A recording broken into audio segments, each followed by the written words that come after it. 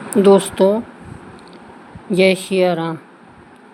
दोस्तों, अगर घर में आग लगाना नहीं चाहते हो, अपने घर को बचाना चाहते हो, तो 3 लोगों की सलाह कभी मत मानना। दोस्तों, प्राचीन समय की बात है। कश्मीर में एक बंशीधर नाम का ब्राह्मण रहता था।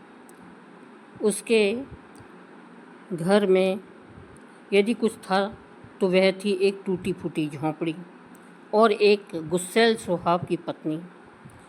वह पत्नी उसे बहुत परेशान करती थी। वो बेचारा पत्नी से तंग आ चुका था। ऊपर से घर में कोई संतान भी नहीं थी। और याद रखना दोस्तों, गृहस्थ मनुष्य के जीवन में सबसे बड़ा दुख होता है धन का ना होना, और उससे भी बड़ा दुख होता है स्त्री का कुलक्षणी होना। अगर घर में स्त्री शुद्ध विचारों की नहीं है, कलेश करने वाली है, तो धन माया चाहे आपके घर में कितनी ही भरी हो, वह इंसान कभी सुखी नहीं रह सकता। यदि घर की नारी अच्छे विचारों की है तो एक बार तो आपके पास धन ना भी हो तो भी आप अपने जीवन में सुख का अनुभव करेंगे। इससे भी बड़ा दुख है दुष्ट संतान का होना। एक बार को संतान ना हो तो आप सुखी जीवन जी सकते हैं। यदि संतान दुष्ट निकली, मूर्ख निकली, तो फिर उस इंसान के जीवन में सबसे बड़ा दुख वही होता है। मौत तो एक बार मारती है, पर दुष्ट औरत और मूर्ख संतान क्षण क्षण मारती रहती है। दोस्तों, पत्नी के अत्यंत गुस्सैल स्वभाव और कर्कश वाणी के कारण बंशीधर अपने घर से कुछ ज़्यादा लगाव भी नहीं रखता था। वह सोचता था कि ईश्वर ने मेरे भाग्य में यही लिखा है तो यही सही, विधाता की मर्जी में कोई फेरबदल नहीं कर सकता। तो दोस्तों, उसकी पत्नी के तेवर दिन पर दिन बिगड़ते रहे और पति का अपमान करना भी उसके निरंतर जारी रहा।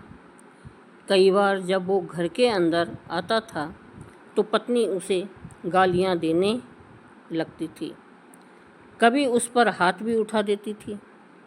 दोस्तों, जब यह सब उसकी बर्दाश्त से बाहर हो गया तो उसने घर छोड़कर जाने का निश्चय कर लिया। ब्राह्मण देवता सोचने लगे कि अब इस घर में रहना ठीक नहीं है।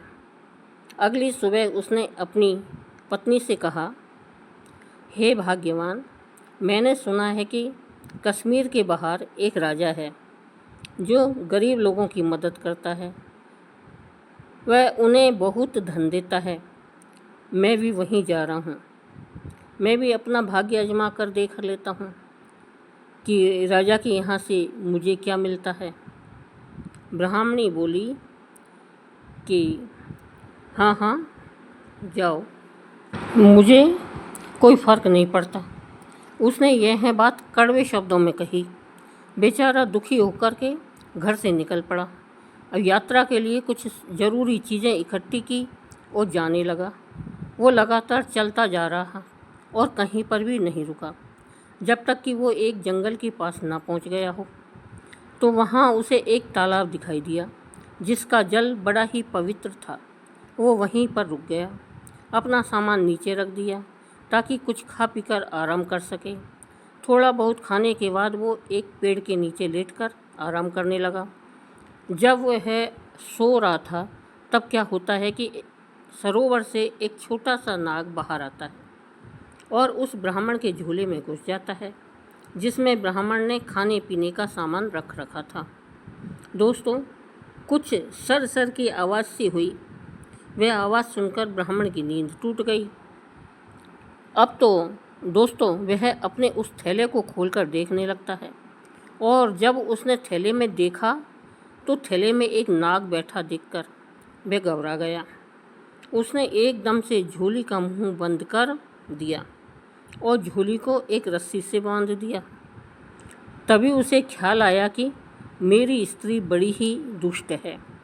क्यों ना मैं वापस अपनी पत्नी के पास लौट जाऊं और यह थैला उसे ही खोलने को दे दूं।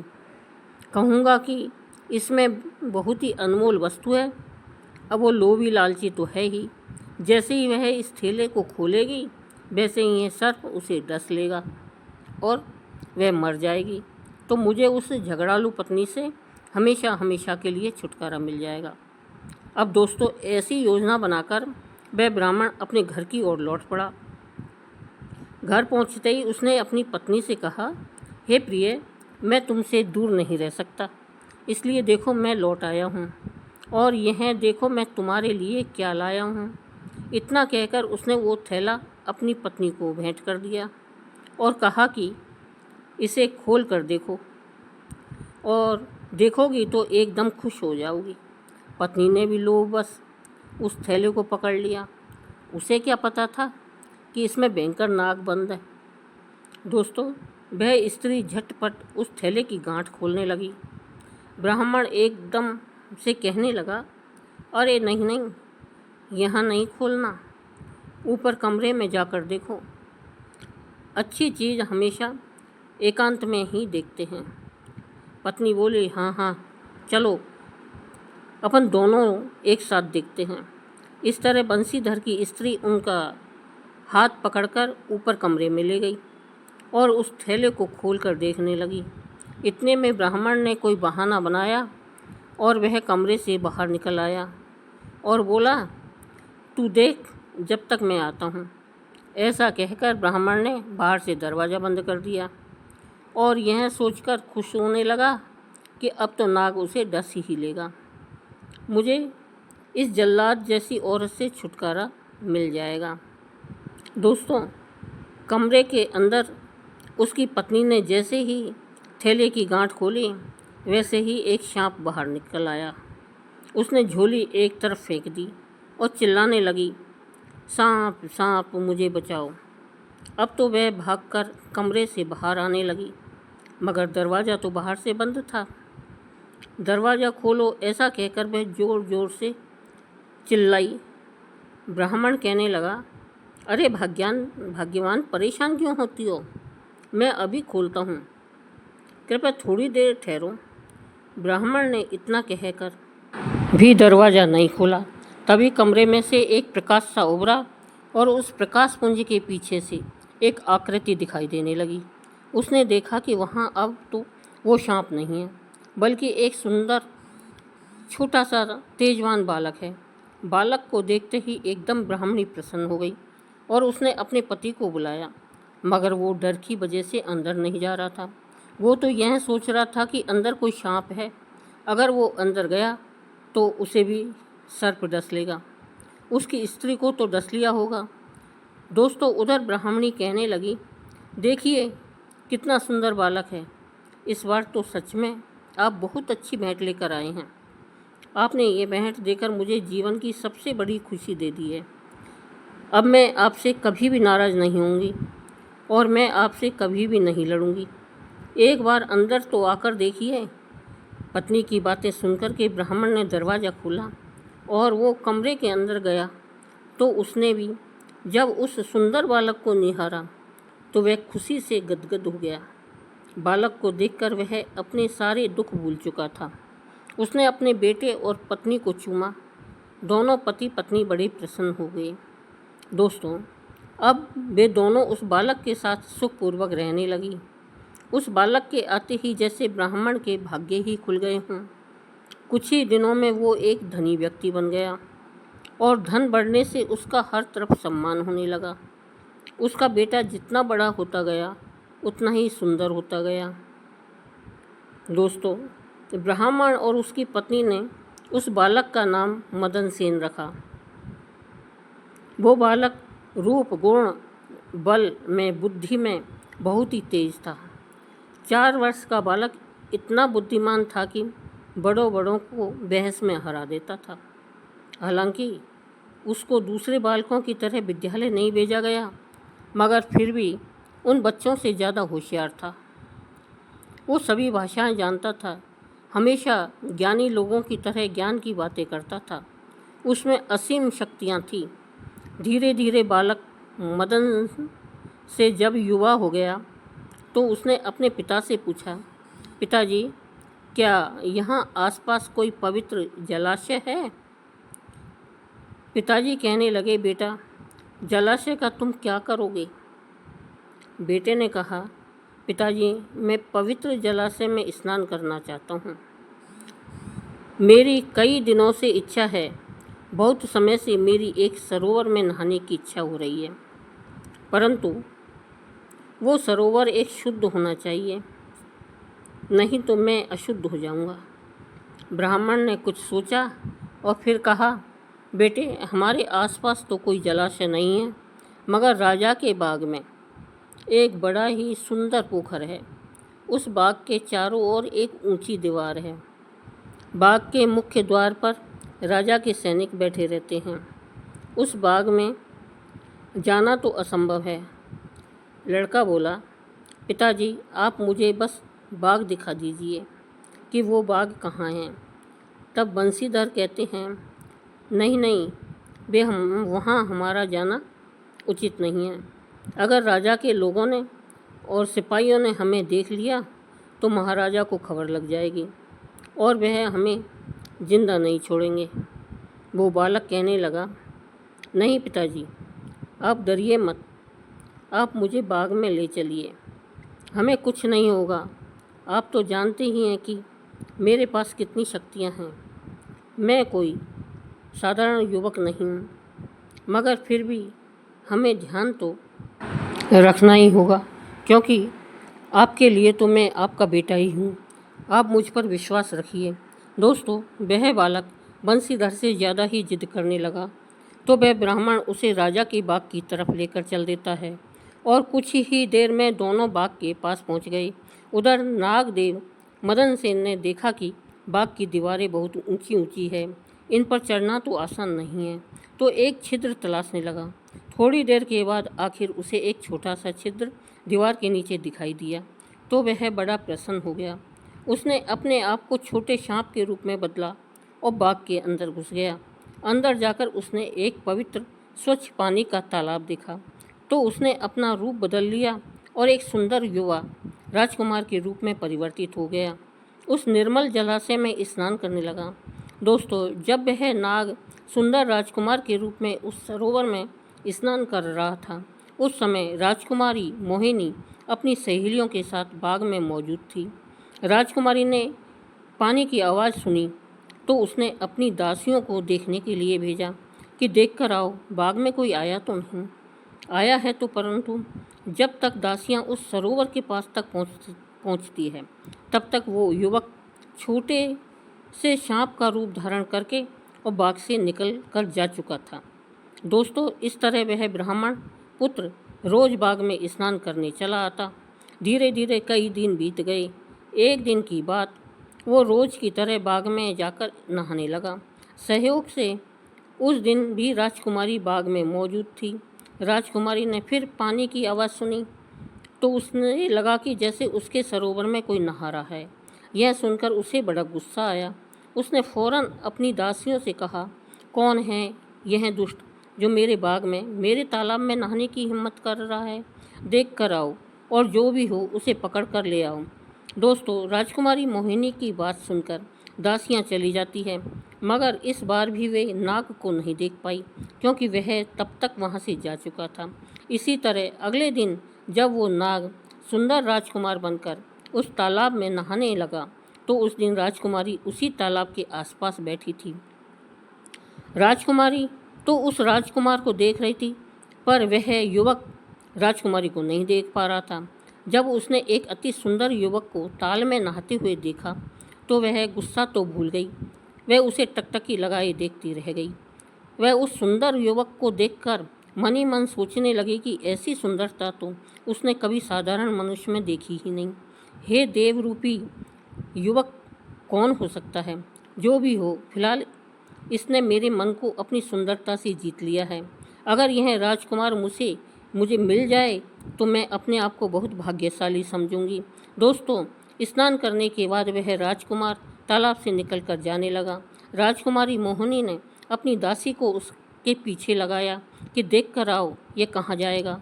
राजकुमारी की दासी उस युवक के पीछे पीछे चलने लगी। दीवार के पास में जाकर उस युवक ने अपने आप को एक सर्प के रूप में बदल लिया और दीवार से निकलकर बाहर चला गया। जब वह सर्प बना था तब राजकुमारी की दासी ने उसे देख नहीं पाया, लेकिन जब वह युवक बनकर उस ब्राह्मण के साथ जाने लगा तब उसने देख लिया कि यह तो एक ब्राह्मण का लड़का है। सारी बात आकर दासी ने राजकुमारी को बताई। वह सर्प तो युवक बनकर अपने पिता ब्राह्मण के घर चला गया। इधर राजकुमारी उस ब्राह्मण कुमार पर दिलो जान से मर चुकी थी। उसके जाने के बाद राजकुमारी को बिल्कुल भी अच्छा नहीं लग रहा था। वह अपनी दासियों के साथ अपने घर लौट आई और अपनी माता के पास आकर पहुंच जाती है। राजकुमारी अपनी माता से कहती है कि हे माँ, आज मैंने एक इतना सुंदर युवक देखा। इतनी सुंदर युवक को मैंने आज तक कभी देखा ही नहीं है। माँ, उस युवक ने मुझे पागल कर दिया है। मैं विवाह करूँगी तो उसी ब्राह्मण कुमार के साथ, अन्यथा सारी जिंदगी कुंवारी बैठी रहूँगी।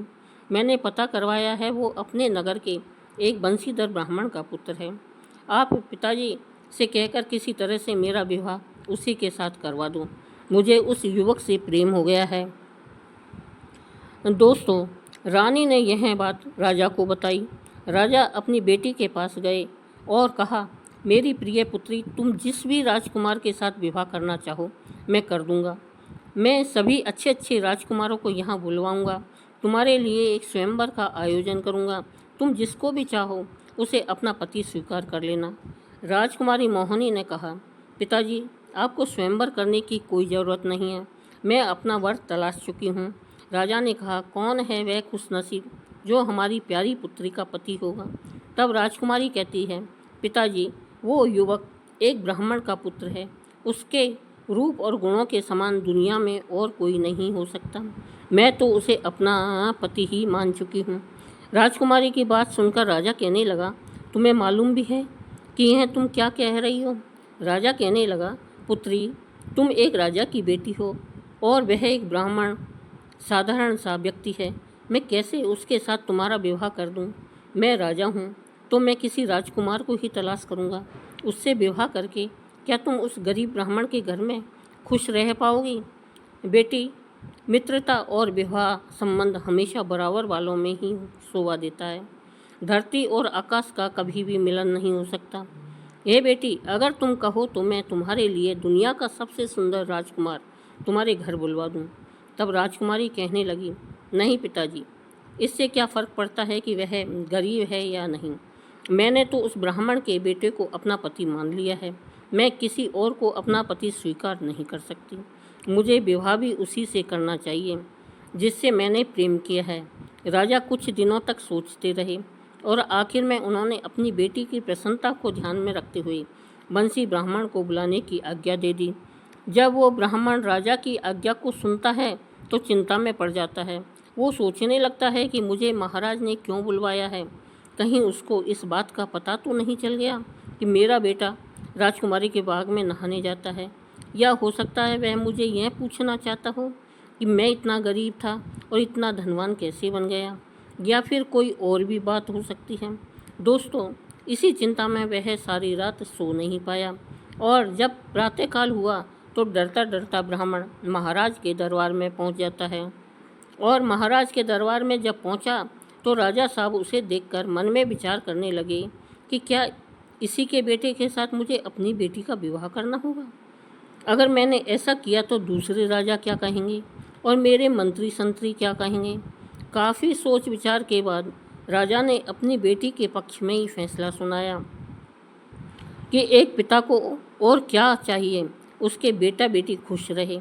अब तो राजा ने निश्चय किया कि वह अपनी बेटी की खुशी के लिए उसका विवाह उसी ब्राह्मण के बेटे के साथ करेगा। उन्होंने कहा, ब्राह्मण महाराज, मैंने सुना है कि आपका बेटा गुणवान है और बहुत सुंदर है। क्या आप उससे मेरी बेटी के साथ विवाह करने की अनुमति देंगे? ब्राह्मण कहने लगा, महाराज, आप महान हैं, आप अति बुद्धिमान हैं और समस्त प्रजा के पालक हैं। मैं तो केवल आपकी प्रजा का एक सदस्य हूँ। आपको जो अच्छा लगे आप वो कीजिए। आपका आदेश ही मेरे लिए सिर आँखों पर है। राजा और प्रजा दोनों सुखी रहे, मेरे लिए इससे अधिक भला और क्या हो सकता है। राजा ने कहा, तो ठीक है, हम राज ज्योतिषियों को बुलाते हैं और विवाह का मुहूर्त निकलवाते हैं। दोस्तों, इधर ब्राह्मण बंसीधर राजा के महल से निकलकर अपने घर की ओर चल देता है, मगर वो प्रसन्न भी था और दुखी भी था। प्रसन्न इसलिए था कि उसके बेटे का विवाह राजा की बेटी के साथ होने जा रहा था, और दुखी इसलिए था कि इतनी बड़ी शादी का खर्चा वह कैसे उठा पाएगा। राजा महाराजाओं जैसी बारात लेकर वह कैसे जा पाएगा। कहाँ समुद्र और कहाँ एक लोटा पानी, कहाँ कांच और कहाँ मण, इनकी कभी समानता हो सकती है। जब वह घर पहुंचा तो उसने सारी बात अपने बेटे और पत्नी को बताई। तो मदन सेन कहने लगा, पिताजी आप चिंता मत कीजिए, सारी व्यवस्था हो जाएगी। और महाराज के पास जाकर यह पूछ लीजिए कि क्या वे मुझे एक साधारण से दूल्हे के रूप में देखना चाहते हैं या फिर बहुत सुंदर बारात के रूप में बुलाना चाहते हैं। वे अपने द्वार पर कैसी बारात बुलाना चाहते हैं, जो महाराज की इच्छा होगी हम उसी तरह की बारात लेकर चलेंगे। बेटे की बात सुनकर ब्राह्मण कहने लगा, पुत्र यह तुम क्या कह रहे हो। मैं धनवान जरूर हूँ, मगर एक राजा का क्या मुकाबला कर सकता हूँ। पुत्र ने समझाया, पिताजी आप चिंता मत कीजिए, मेरे पास ऐसा खजाना है जो हमारी सभी ज़रूरतों को पूरा कर देगा। आप निश्चित होकर उनसे पूछकर तो आइए कि महाराज आप किस तरह की बारात बुलाना चाहते हैं। तो दोस्तों, अगले दिन बंसीधर महाराज के दरबार में पहुंच जाता है और महाराज से प्रसन्नतापूर्वक मिलकर पूछता है कि हे राजन, हम कैसी बारात लेकर आएँ आपके द्वार पर, आप वैसी हमें आज्ञा दीजिए। राजा ने कहा, ब्राह्मण देव, यदि आप पूछ ही रहे हैं तो जाओ, जैसे राजा महाराजाओं की बारातें आती हैं वैसी बारात लेकर आना। अब देखिए दोस्तों, मदन सेन ने अपने पिताजी से कहा कि पिताजी मेरा यह पत्र, आप इस पत्र को ले जाइए और जिस सरोवर से आप मुझे उठाकर लाए थे उसी सरोवर पर इस पत्र को रखाइए। बारात की और धन की सारी व्यवस्था अपने आप हो जाएगी। मदन सेन के कहने पर वो ब्राह्मण एक पत्र लेकर के उसी सरोवर पर पहुंच जाता है और वह पत्र उसने पानी में डाल दिया। और जब पत्र पानी में डाला तो उसमें से बड़े सुंदर सुंदर बाराती, बड़े सुंदर सुंदर बैंड बाजे ढोल आदि, हाथी घोड़े सोना चांदी सभी तालाब से बाहर निकल कर आ गए और एक बहुत ही सुंदर बड़ी सी बारात राजा के महल की तरफ चलने लगी। जब बारात राजा के महल के नज़दीक पहुंची तो राजा ने महल के छज्जे से एक बहुत ही लंबा जुलूस आता हुआ देखा। तो उन्होंने अपने मंत्री से पूछा कि मंत्री ये क्या है, ये बंसीधर के बेटे की बारात है या कोई और है, या कोई और राजकुमार आ रहा है। तो मंत्री कहने लगा, नहीं महाराज, यह उसी ब्राह्मण की बेटी की बारात है।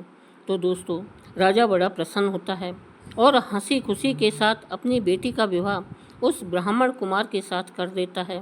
भव्य समापन के बाद राजा ने मदन सेन को दरबार में आने के लिए कहा और दरबारियों को दिशा निर्देश देने के लिए अपने दरबार में नियुक्त कर दिया। इसके पश्चात महाराज ने नदी के किनारे आलीशान महल अपने दामाद और अपनी पुत्री को बनवा दिया। राजकुमारी मोहिनी के साथ मदन सेन उस राजसी महल के अंदर रहने लगा। दोस्तों, एक बात और आपको बता दूं, ब्राह्मण का पुत्र मदन सेन एक नाग था जो सरोवर में रहता था। उस सरोवर में उस नाग की और भी पत्नियां रहती थीं। मदन सेन को उस तालाब में आए कई वर्ष बीत चुके थे। उस नाग की पत्नियों ने कई वर्षों से अपने पति से नहीं मिली थी। वे अपने पति को बहुत समय से न आने के कारण चिंतित रहने लगी थी। उन्होंने अपने पति को ढूंढने और उसे वापस लाने के लिए योजना बनानी शुरू कर दी। जब उन्हें यह मालूम चला कि उसने मनुष्य का रूप धारण करके एक मोहिनी नाम की राजकुमारी से विवाह कर लिया है, तो समस्त नाग पत्नियां बहुत ही क्रोधित हुई, क्योंकि एक स्त्री कभी अपने पति की दूसरी स्त्री को बर्दाश्त नहीं कर सकती है।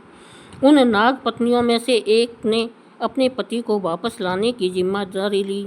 उसने एक नारी का रूप धारण किया और मदन सेन की महल की तरफ कांच के बर्तन लेकर चल पड़ी। उसने सोचा कि जब हमारा पति इन कांच के बर्तनों को देखेगा तो उसे अपने नाग पत्नियों की याद आ जाएगी। दोस्तों, इस प्रकार वह औरत कई दिनों तक प्रतीक्षा करती रही। आखिर एक दिन वो मोहिनी से मिलने में कामयाब हो गई। उसने देखा कि मदन सेन घर से बाहर गया हुआ था, तो उसने कांच के बर्तन मोहिनी को बेच दिए और फिर वह वहाँ से चली गई। शाम को जब मदन सेन वापस घर आता है तो उसने अपने घर में कांच के बर्तनों को रखा देखा तो अपनी पत्नी मोहिनी से पर बहुत गुस्सा करता है। उसने तुरंत अपनी पत्नी मोहिनी से कहा कि वह इसी समय इन कांच के बर्तनों को तोड़कर फेंक दे। दोस्तों, अपने पति के कहने पर मोहिनी ने वे कांच के बर्तन टुकड़े टुकड़े करके फेंक दिए। फिर मदन सेन समझाने लगा कि देखो, आज के बाद कभी भी ऐसे धोखेबाज स्त्रियों के बहकावे में मत आना, किसी से कोई भी वस्तु मत खरीदना। अक्सर ऐसी स्त्रियों को दूसरे की खुशी देखी नहीं जाती, इसलिए वे ऐसी चीज़ उनके घर में दे जाती है ताकि उनका घर टूट कर बिखर जाए। आजकल लोग अपनी खुशियों को पाने के लिए दूसरों की खुशियों की बलि चढ़ा देते हैं। दोस्तों, जब पहली नागिन की चाल विफल हो गई तो दूसरी ने बीड़ा उठाया। उसने एक फूड स्त्री का रूप धारण किया और वो भी अवसर पाकर राजकुमारी मोहिनी के पास पहुंच गई और उसने बड़े दुखित होकर के राजकुमारी मोहिनी को अपनी दुख भरी कथा सुनाई कि हे राजकुमारी, मैं एक दुखी स्त्री हूँ, मेरा पति मुझे छोड़कर चला गया है, कृपया मेरी सहायता करें। उस नागिन ने बताया कि हे बहन, मेरे फूहड़ पति ने एक दूसरी स्त्री से शादी कर ली है और वो कोई नाग नहीं, वो कोई आपका ही पति है। दोस्तों, नागिन की बात सुनकर के मोहिनी को बड़ा धक्का सा लगा और बड़ा गुस्सा भी आया। राजकुमारी सोचने लगी कि मैं भी क्या एक फूहड़ इंसान से शादी कर बैठी। तब नागिन कहने लगी, हे राजकुमारी, मेरा पति मुझे लौटा दो। तुम्हारी क्या है, तुम तो एक राजकुमारी कन्या हो और आपके लिए तो कई राजकुमार मिल जाएंगे, इसलिए आप मेरा पति मुझे वापस कर दीजिए। अगर आपको विश्वास नहीं हो रहा है तो मेरी बातों पर आप अपने पति की परीक्षा लेकर देख लो। राजकुमारी बोली, मैं कैसे परीक्षा लूँ बहन? तो उसने जवाब दिया कि आप अपने पति को पानी में उतरने के लिए कहिए। यदि वह पानी में डूब जाए तब तो मेरा पति है और अगर ना डूबे तो आपका पति है। दोस्तों, इतना कहकर वह नागिन पानी के अंदर वापस चली जाती है। इधर जब शाम का वक्त होता है और नाग मदन सेन अपने महलों में आता है तो राजकुमारी मोहिनी ने उसे पूरी कहानी सुनाई कि तुमने मेरे साथ धोखा किया है, तुम किसी और के पति हो। तब मदन सेन पूछता है, हे प्रिय, तुम्हें यह सारी बातें कौन बताता है? तब राजकुमारी कहती है कि एक स्त्री आई थी, उसी ने मुझसे कहा था कि वह तेरा पति नहीं, मेरा पति है। दूसरी स्त्री की बात सुनकर मदन सेन समझ गया कि जरूर वो उसकी नागिन होगी। वह एकदम से मोहिनी को समझाने लगता है, हे प्रिय, अगर तुम्हारे पास कोई स्त्री आई थी तो ध्यान रखना, वो असली मनुष्य नहीं थी, वो कोई ऐसी स्त्री थी जो रूप बदलकर तुम्हारे पास आई थी। वह हमें अलग करना चाहती है। ऐसे लोगों पर विश्वास नहीं करना चाहिए। संसार में कुछ लोग ऐसे जरूर होते हैं जिनसे दूसरों की खुशियाँ नहीं देखी जाती है। न जाने लोग क्यों दूसरों को हंसता खेलता नहीं देखना चाहते हैं। वे अपने दुख से दुखी नहीं होते हैं, दूसरों के सुखों से उन्हें बड़ी तकलीफ होती है। दिन रात छाती जलती रहती है। नाग बोला, हे प्रिय, इन 3 लोगों की कभी सलाह मत मानना, यह हमेशा घर को फोड़ने की ही बात करते हैं। नंबर 1, जो आपका पूर्व का बैरी हो और उसकी अपेक्षा आपने ज़्यादा तरक्की कर ली हो, अगर वह आपको सलाह देगा तो आपको अच्छी सलाह नहीं देगा। दुश्मन की तरक्की कभी दुश्मन को अच्छी नहीं लगती, इसलिए इनसे बच के रहना। नंबर 2, जो चुगली करता हो, इधर की बात उधर करता हो, धन का लोभी हो, धूर्त हो, जो आपसे अपनी स्वार्थ पूर्ति करना चाहता हो, वो आपको हमेशा ऐसी सलाह देगा जिससे आपका नुकसान हो और उसको फ़ायदा ज़्यादा हो, इसलिए मनुष्य को इनसे हमेशा बचकर रहना चाहिए। नंबर 3, एक जैसा काम करने वाला, धन बल रूप में जो आपके समान हो, व्यापारी, कपट करने वाला, अनजान व्यक्ति, अनजान स्त्री, इनसे कभी सलाह नहीं लेनी चाहिए। जो व्यक्ति घर फोड़ी बात बताए वह कभी आपका हितैषी नहीं हो सकता। ऐसे लोगों पर कभी विश्वास नहीं करना चाहिए। दोस्तों, राजकुमारी कहने लगी, नहीं महाराज, मैं आज से इन लोगों की सलाह कभी नहीं मानूंगी। इस तरह वह राजकुमारी और राजकुमार सुखपूर्वक जीवन यापन करने लगते हैं। दोस्तों, यह तो जान ही चुके हो कि वह कौन से 3 लोगों की सलाह लेनी चाहिए। तो दोस्तों, कैसा लगा आज का वीडियो?